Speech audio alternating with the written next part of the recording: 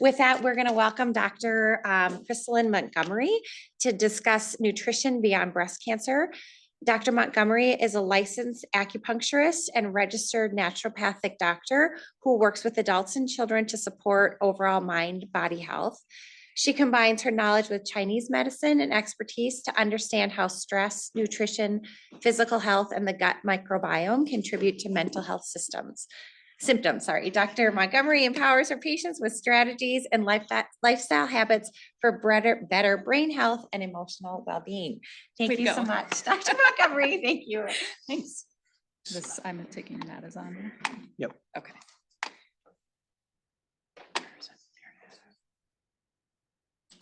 I brought slides only because I'm a visually oriented person. And so the slides are going to be there. It's kind of a lot of information.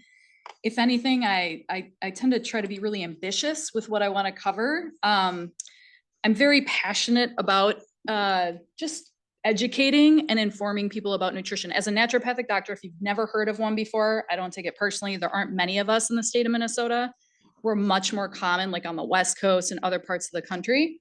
We're trained as primary care physicians. However, instead of just learning about sort of conventional standards of care, we spend a robust amount of time learning about how nutrition impacts health and disease, as well as herbal medicine and things like that. So many of the people I work with in my private practice often come with questions. And I love to dive into those questions and kind of tackle a lot of commonly asked questions about both diet, supplementation, herbal medicine, and I don't know if anyone's familiar with this, but it is very common when I see patients come in and say they've just received a diagnosis, and they're like, my cousin's best friend told me this herb is going to cure my cancer. And I'm like, okay, let's talk about that, because there is a lot of information on the internet. Some of it is okay. A lot of it is not. And so I really try to help people filter that information. So, this is stuff I don't work for any companies besides the clinic I work for. I do some work with the university within psychiatry. I teach their residents about integrative approaches to mental health, but otherwise I don't do that. So first, what I like to just check in about, because we're going to cover a couple different things in a short period of time. What do we think about when we hear the word diet? It's kind of a loaded term. So I'm really curious to hear from you guys. Like, what comes to mind when you hear the word diet? Starvation. Yep. Negative. Weight loss. Somebody said, what? Negative. Yep. What about diets? Like, how many can we name? There's like a million out there, but just throw some out there just for fun. Atkins, Mediterranean, ketogenic, paleo. What was it? Blue zones. Oh, blue zones. DASH, Whole30, carnivore, Weight Watchers. Yeah. I had one person try to tell me about breatharians. I was like, tell me about that. How does that work for you? So an even bigger question I try to talk to people about, because they understandably ask me about diet every single day. Like, what diet should I be doing? I hear I'm supposed to do this diet. I hear I should be eating this. Somebody on social media said this is the way to go. So what do you think, without thinking about any diets at all, what do you think about when, like, how do you know if what you're eating is helping you or working for your body? What might you notice? You feel good. Can you, like, more specifics for me? Energy's up. Not bloated. Digestion. Healing is faster. Blood work is better. Say that again. Mental clarity. That's a huge one. Sleep is better. So these are the things I try to focus people's attention on when we're talking about food, because it can be very easy to sort of get fixated on black and white, right? Like, oh, I didn't do this diet 110%. I'm doomed for failure. I'm like, well, if first of all, it is not a race. Okay. This is going to be a marathon, and this is really about sustainability. Okay. So I'm not a big fan of sort of diving into the deep end. There are so many diets out there. Now, there are pros and cons to diets. Like, I can think of tons of cons. Okay. Some of the benefits, though, is that they do sometimes provide some structured framework for people. Like a starting point is what I try to explain to people, as long as we're not too wedded to it, right? So what I explain to people is I don't really find there's a one size fits all, and I don't think that's shocking to people here. But the 5 pillars of what I find is helpful food routine for people is what I call it. Is 1, does it balance your blood sugar? 2, does it support healthy elimination? 3, does it feed good gut flora? So we talk about the microbiome a lot, and that's becoming a catchphrase. 4, does it lower inflammation? And then 5, is it giving you the essential nutrients? So when we look at food, instead of thinking, does it fit into the Mediterranean box, or does it fit into the paleo or the whatever box, ask yourself instead, does it fit one of these categories? Is it providing me with some benefit? And then what inevitably happens is people ask questions about things like superfoods. I mean, that's a big thing out there. We talk about superfoods and, oh, eat this. And then people think, oh, well, this is a superfood. Maybe I should just eat it all the time, or I should do that. And again, it's sort of like there's maybe some element of truth there, but it's all about just sort of deciphering that information and understand what we're really doing. So when I talk about superfoods to people, I'm really looking at, these are the foods that are exceptionally good at helping us achieve one of these 5 pillars, okay? So I'm gonna go through a few of them. This is gonna be a little bit of a fire hose that I think you're gonna get this information later, so that's the good news. And yes, yeah. And so we should, know that, so you don't have to write everything down. But you can if you wanna try. So, first off, mushrooms. A lot of people, and the reason why I try to focus on these things is because you're going to see too, there's a lot more products out there, right? There are supplements out there, there are like bottles of random things in the grocery store, like, oh, this is good for your microbiome. This is a probiotic. This is that. So what my goal is when people come to me is they're already in a state of overwhelm. Okay. You're already getting blasted with information from your oncology team. My goal is to help people get through their treatments and to collaborate with their teams. And then when they're done with treatments, get them feeling as well as possible. And part of that is breaking things down and understanding you don't always have to go out and buy the latest and greatest supplement that's out there, because 9 times out of 10, it hasn't really been studied yet. We don't know the effects on the body, and each body is so unique that we can't always predict what's going to be best. So I try to break it down and say, well, what are things that we can consume in everyday life? Okay. One of them, which is pretty cool, is mushrooms. We're talking white button mushrooms often get overlooked. People are like, what's the big deal? They actually have amazing properties to them. We know that mushrooms as a whole, as a food group, contain substances that can support our immune system. Okay. They also contain trace minerals, certain nutrients. There's some evidence that shows they have some slight activity in terms of aromatase inhibitor properties. So again, this is kind of a cool thing. And sometimes when people realize, oh, it's a simple white button mushroom, we can stir fry that up. I can do that. That feels a little less overwhelming. Yeah, question. Is this true just for white button mushrooms or all those kinds of? In general, all mushrooms within the group are going to have some compounds in it that support immune function. So that's been shown. White buttons specifically seem to have additional substances that kind of act in that aromatase inhibitor property. Like they have the aromatase inhibitor property. But, if you go out and you have some shiitake mushrooms, excellent. That's fantastic. You're still getting benefits from that. Portobello mushrooms, another good choice. Okay. In general, most people feel better when they cook the mushrooms first, like saute them. That's just a general rule of thumb. Okay. Great question. So we know that mushrooms, kind of easy. Now, does everybody like mushrooms? Of course not. So we've got more foods. Okay. Things like flax seeds. So flax seeds are wonderful. They're a seed. If you've ever seen them, they're kind of little brown seeds. If you ever try to consume them without grinding them first, they'll get kind of like slimy and whatever if you put them into water. And they might just pass right through you if you don't grind them first. That's because that's the way seeds are designed. They're designed to travel through the digestive tract intact. Now, when we grind them, we're able to acquire and kind of access some more beneficial properties. They can also provide us some excellent sources of fiber, and they're going to give us a really nice source of omega fatty acids. Okay. Now, for some people, they get their omega fatty acids from, say, fish.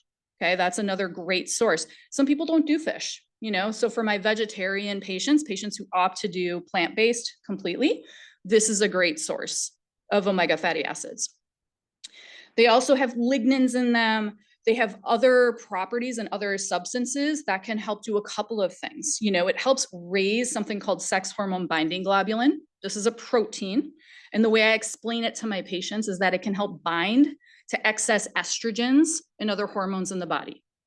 So if I'm working with a patient who maybe has a hormone sensitive cancer, say ER, PR positive, and I know they might be estrogen dominant, which is fairly common in our world, ground flax seeds, say a tablespoon a day, can be a really nice adjunctive way to support their overall health and well-being. Get them a little extra fiber, omega-3 fatty acids, or omega-6, I should say, that convert. And it can be easy to sort of sprinkle on a salad. You can put it in a smoothie if you're a smoothie person. I've had some people that just sort of pop it down and drink a bunch of water with it. I mean, you can choose whatever method you want to do. Some people play around with it. Some people put it in a little nut butter ball, right? And then make little nut butter balls, nice little protein rich snack that they can consume throughout the week in an effort to stabilize their blood sugar, right? Question. Grinding for smoothie. Yep. Grind before it goes in the smoothie. Yeah, the question is, do you pre-grind before you put in a smoothie? Generally, yes. I mean, now everybody's a little different. Some people are like, I just don't have time and I'm not going to do it. And I'm like, just pop it in then. Some people have special blenders that are high powered and they're like real good at sort of tearing everything up. So if you have one of those, you can just pop it in there. But if people can, what I encourage people to do is, you know, you buy the flax seeds at the store and they're usually in the whole form. And I take, you know, a bunch, maybe like a cup worth, and then I grind it in like a coffee grinder, and then I put it in a jar and I store it in the fridge. Why do we store it in the fridge? Well, because it contains some of those omega fatty acids and we want to keep those fresh. So the longer they're exposed to air, then they'll oxidize. Okay. You'll still get the benefit of the fiber and everything, but you know, in terms of the fatty acid content. We had a couple questions. Is the ground already oxidized by the ground? Yeah. Good question. If it's in, so you may notice depending on the store. So some are sort of in packaging that is airtight. So I don't know. I haven't seen any head-to-head studies comparing the content between those. And then there's other stores that will actually put it in a refrigerated section or a cooler section. So if you have access to something where it's in that cooler section, it's kind of refrigerated, or you might be like, I can't find the ground flax seeds. Where are they? And then the store might have like a little bulk section that's actually refrigerated. That's where they are. Now, if it's between no ground flax seeds or having it in an airtight container, I choose the airtight container. You know, you're going to get benefit from that. Maybe you have another slide on this. Yeah. What's like flaxseed versus chia seeds? Good question. Slight difference in terms of protein and then omega fatty acid content. So chia seeds are kind of down the line. They're like, I consider them another superfood. I don't see chia seeds as having the same lignin content as flax seeds. Flax seeds are pretty great at sort of binding the excess hormone. Like I was saying before, chia seeds going to be great for giving you protein, omega-3 fatty acids, and they're going to be fantastic for balancing your blood sugar and giving you extra fiber. They may not give you the added hormonal benefit. We talk a lot about phytoestrogens. And I know we kind of briefly mentioned this before when we talked about different types of estrogen receptors. So a lot of times people get concerned about foods like flax, which is considered a phytoestrogenic food. But when you look at some of the research that's been done on them, they're not necessarily occupying the estrogen receptors that are proliferative, meaning they're not encouraging proliferation. They're actually occupying the other receptors that are more anti-proliferative. So they're more beneficial for the body. I think we have a question right here first. I think you just I think you just answered my question. I was going to ask about this being one of the things on the internet that you can Yep. find both ways. Yep. I have been taking a tablespoon of flax Yep. on yogurt every day Yep. since I started my treatment, and nobody stopped me, but I still get worried sometimes. Like, am I? Yep. It's still a common, this as well as things like soy. Often there is there's a reason why I didn't include soy today, because quite honestly, we could probably have a whole session just on soy and like reviewing sort of past data, more current data, similar idea. Soy is a phytoestrogen, but when you look at what kind of receptors it's occupying, it's tending to bind towards the beta receptors versus the alpha receptors. So it tends to have a more anti-proliferative, more beneficial impact on cells and in the body versus proliferative. So it's a good question. And that often comes up because I see some oncology teams, they're still a little hesitant, understandably, because the evidence was mixed in the past. They were like, no soy, no soy. But then we found out later on, as they did more studies and gathered more data from more population, different types of populations, they're like, actually, it's not a bad thing. And we feel even more strongly that way about flax. Flax, I have no hesitation with. I'm like, you get flax. It's like, unless you have an allergy to it. I just have a quick question. Yeah. On the ground flaxseed. Yeah. I use that for things like egg substitute. Yeah. And so I get eat flaxseed every day, but generally speaking, this is the first time I had heard about the oxidation and how quickly it is. So I store it I have a thing that takes the air out of a jar, and I store it in that in the refrigerator. Yep. About how long would you say the shelf life would be then? I think it really varies. I mean, truthfully, I haven't seen any studies yet that have like analyzed that. I do a whiff test. So if you've ever smelled something that just smells a little rancid, that's your baseline test. Okay. Yeah. I wouldn't eat it. If it doesn't smell, it's good. If you get a little whiff of something, you're like, I'm not sure. I'm not sure what that was. It was a little like, and again, is there any harm to consuming that? Again, we don't know for sure, but likely not. You're going to still get fiber from that and other benefits, but just in terms of that fatty acid content, you might not be getting the same benefit. Mm-hmm. Yes. What about freezing flax seeds? Yeah, people do that all the time. Yep. Mm-hmm. Yeah. Isn't it talking about flax seeds? Who knew it could be so much fun? Yeah. Yes, please. I've been taking flaxseed well over a year and a half. Mm-hmm. I'm 2.5 years, no evidence of this. Wow. With me back in Oh. 2021, 2022. But I have been taking flaxseed and I have noticed a reduction in my hot flashes. Yep. I thought it was the greens. Yep. I was obsessively doing smoothies Yep. and really keto for 2 years. Yep. And now that I'm loosening that carb restriction and Mhm. just kind of eating in a window, Mm-hmm. I'm noticing that I still have fewer hot flashes. Mhm. It's flax. Yeah, so the comment about like intake of flaxseed and then reduction of hot flashes, I find it is very variable and it depends person to person. So this is the lovely part. I mean, as hot flashes come on, I don't think anyone enjoys them. And there's a range, luckily for us, we have a range of tools to manage them, right? In my world, I rely heavily on things like acupuncture, nutrition. I know in my conventional colleagues' world, there might be other medications that they will try using. Now, depending on what kind of medications people might be on, those medication management of hot flashes may or may not be the best fit. So something like soy intake, something like flaxseed, sometimes for some people, they're quite sensitive and they will notice a reduction in hot flashes. And again, we kind of attribute it to that phytoestrogenic effect of the food. It's mild enough where it's not going to activate, cancer growth, but it's weak enough where it still can have some activity. Yeah. Great story. Turmeric root. I think a lot of people are familiar with this one. This gets a lot of hype.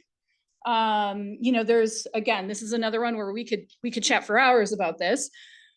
The research is actually pretty robust as far as turmeric, and especially the part of turmeric that we're really excited about are different types of curcumin or curcuminoids, and they have a range of effects.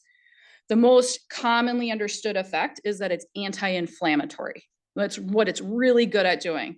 Many in oncology circles sort of see the potential benefits in terms of its activity on different cancer cells as well. But when I'm talking to people, I really, we talk about its potential benefits and what kind of forms they can consume it in. Because if you've ever shopped for something like turmeric or curcumin, you may notice, one, there's a range of supplements. So turmeric root itself, like in a capsule form, not terribly well absorbed, okay? Now, is that a bad thing? Well, if you have inflammation in your gut, that could actually be an okay thing. The capsule staying in the gut, it's not really getting absorbed. So if there's inflammation in the gut, it may be helping with that. If you have more systemic inflammation, this is the holy grail of what they're trying to figure out. How do we get the curcumin from inside that turmeric into the bloodstream, into the rest of the body? And that's where you'll start to see a range of products that attach it to a phospholipid, which basically means like a fat to help it get into the cells. They'll make all sorts of fancy formulations. And if you've ever gone shopping for them, you will notice they start to get pricier and pricier. Okay, so it's not cheap. What about the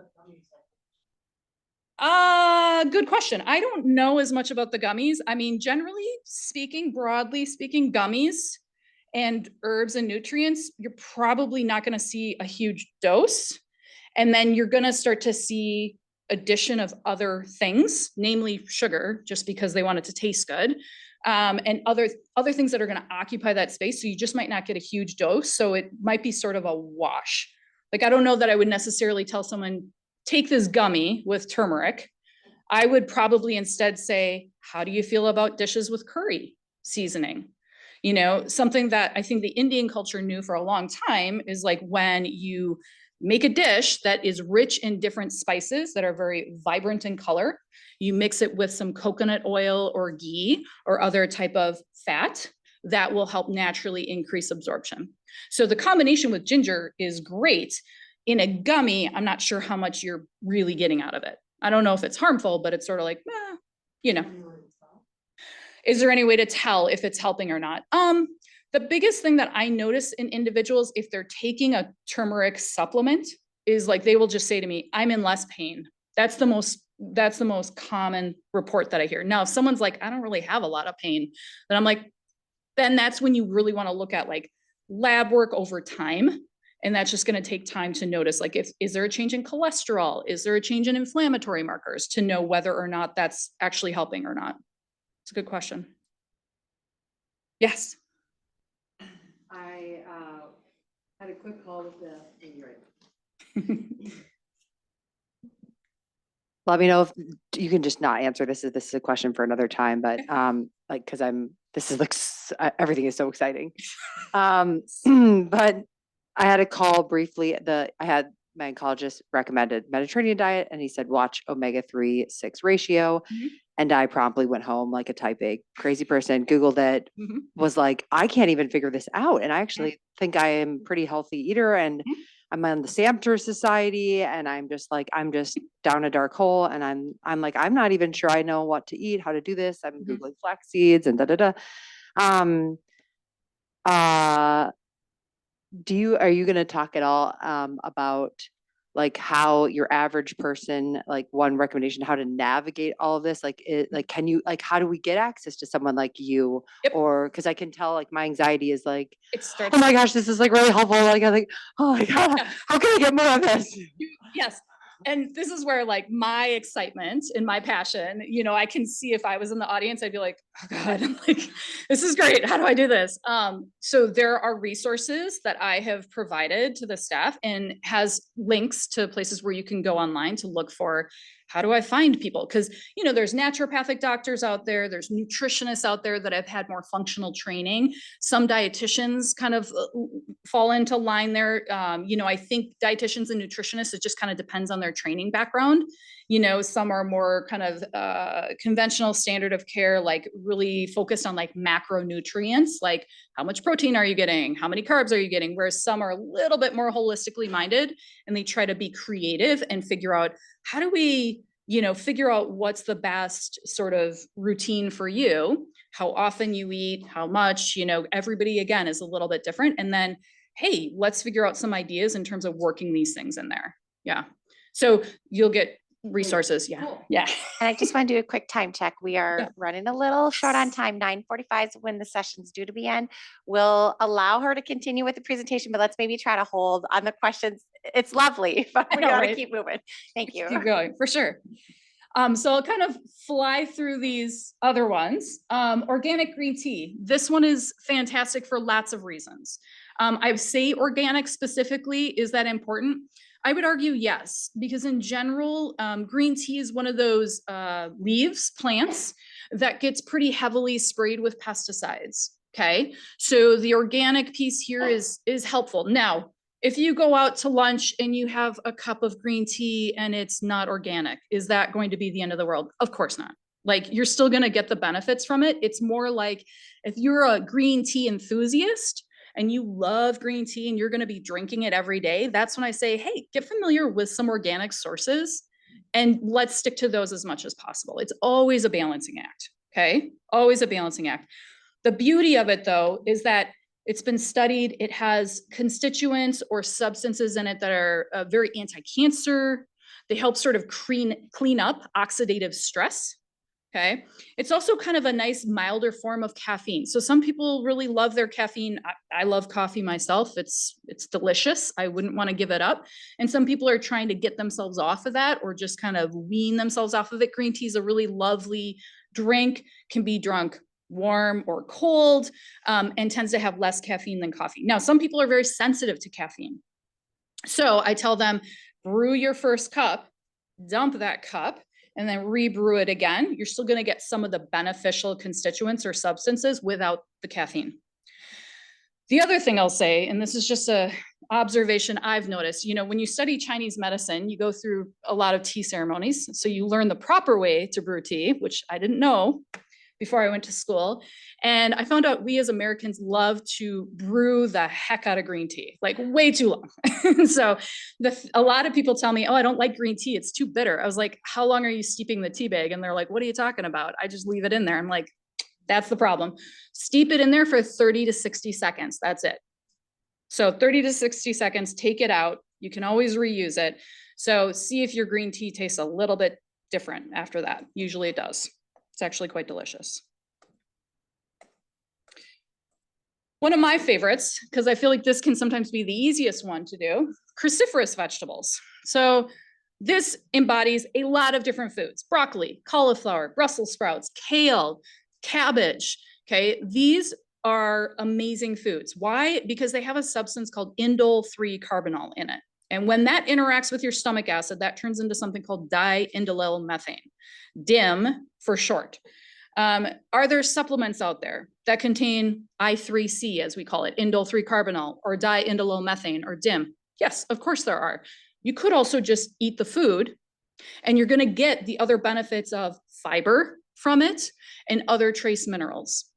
Now, ideally with these foods, cooking them slightly, either a light steam, saute, a roasting, is going to help your body access those nutrients and minimize some of the, we call them goitrogenic. It's basically the negative effects it can have on your thyroid, okay? Does that mean you can never eat a raw piece of broccoli? No, of course not. But if someone comes to me and they're just diving into raw broccoli all day, every day, I usually double check their thyroid function just to make sure they're okay, because long-term consumption of raw, like brassicas or cruciferous vegetables, for some people can have that impact. They're also really rich in vitamin C. So, I mean, that's kind of, they have a lot of great things.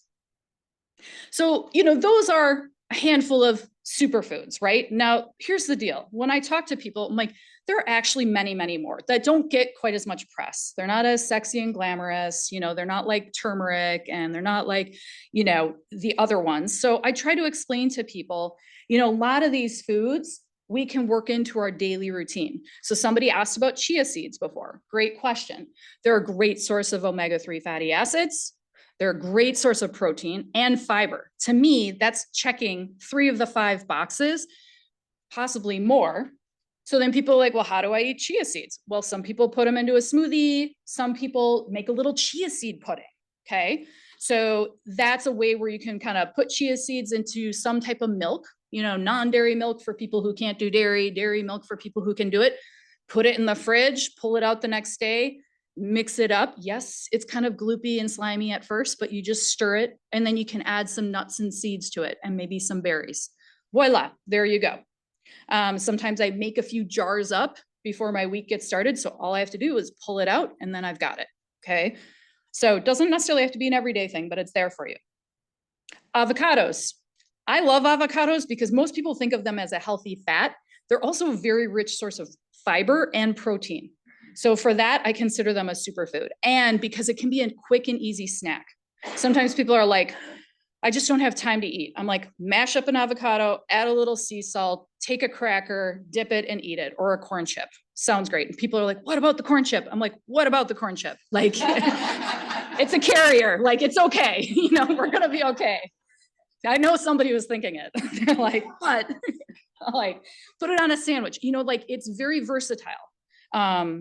Unless you're like one of my mentors who's allergic, and then I feel bad. I'm sorry. Extra virgin olive oil.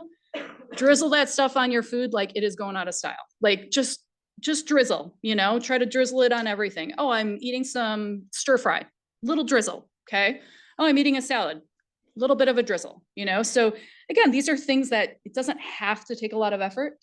This tea that's there, it's kind of a reddish tea. I give this a lot to a lot of my patients who are sort of in sort of post treatment, and especially, and even for those that are in treatment, we're really trying to protect their heart against the effects of some of the therapies that they're on. And so teas, these are available over the counter. Like they're often hawthorn and hibiscus is a common pairing of tea.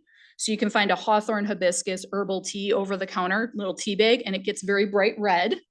It's one of those teas that it's very tart and kind of astringent. So when you taste it, it can be drunk warm. Some people love it. They might add a touch of like honey or something to sweeten it.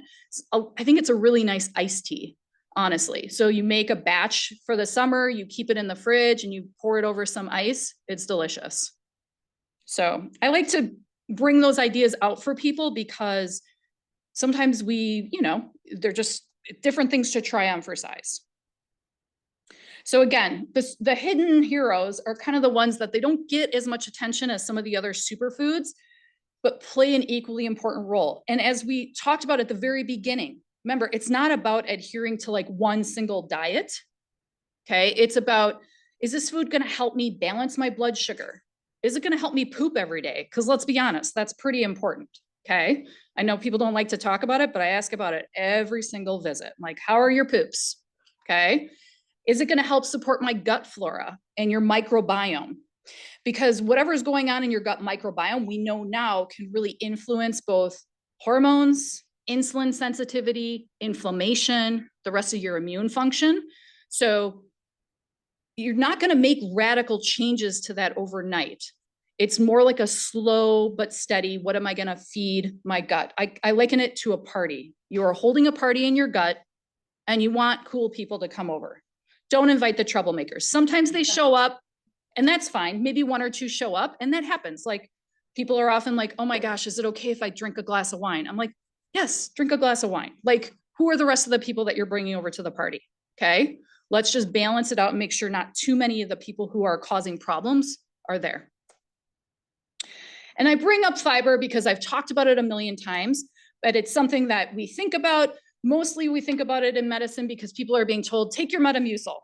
And I'm like, okay, you could do Metamucil. That's fine. I'm not knocking it. But as we've already kind of talked about, there's so many other foods that are going to give you loads of fiber. And most of us, well, maybe not you guys, because you guys are probably a little bit more conscious of it, but a lot of people don't realize how much we really need. So in like the standard American diet, we tend to get way below what we should. So again, fiber comes in all forms. It doesn't have to be just like a fiber supplement. As you can see, avocados, vegetables, legumes, like chickpeas, like beans, like lentils, so there's quite a broad range. So people don't have to feel like, oh, I can only eat one thing.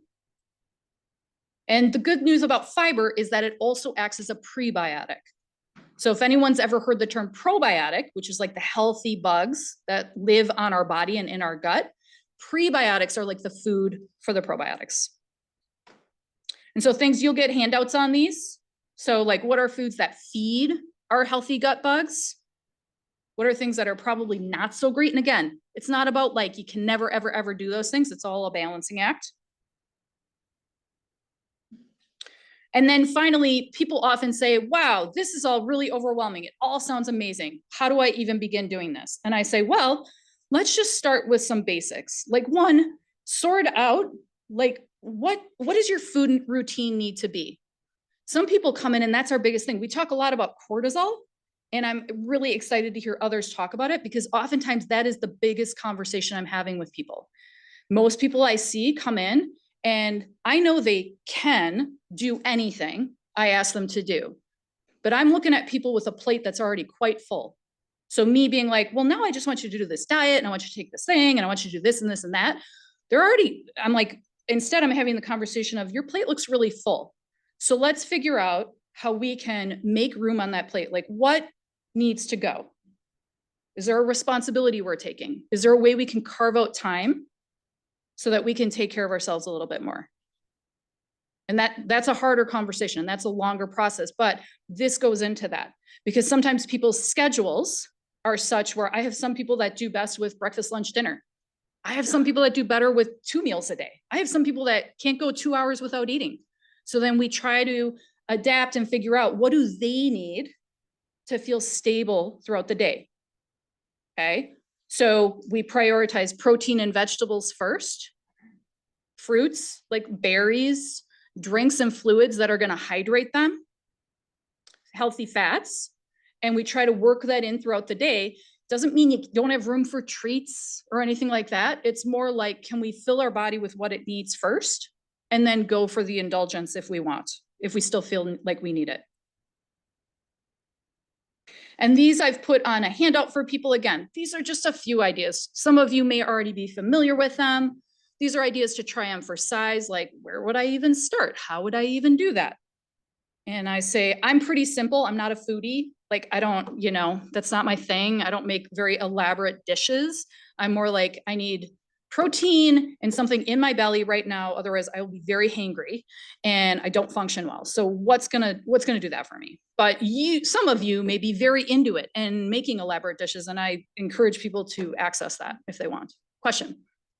Just a quick one, do you have any recommendations for any technological resources to help? So when I changed my diet, I talked to a nutritionist first and because I wanted to do it the right way. Of course. And, so I tried to find an app so that I could monitor my nutrition to make sure that I was getting the right things. Yep. And all of the apps push diet for weight loss. Yeah, that is I know. goal, as opposed to maximizing health. Yeah. And so I really struggled on that. Yep.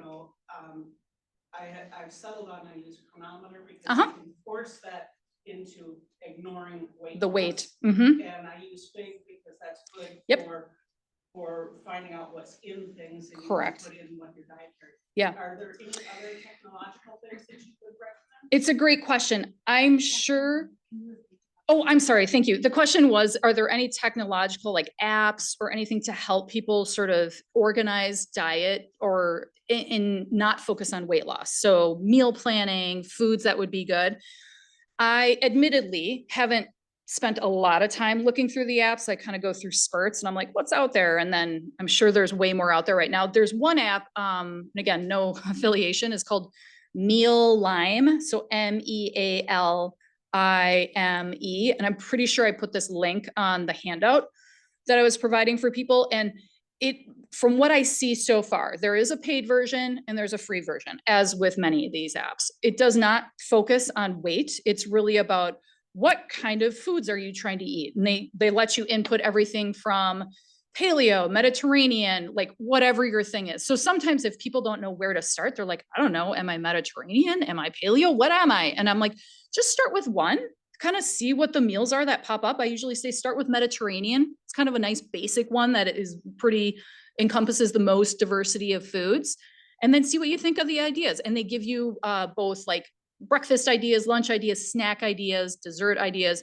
So that's the closest thing I've seen so far.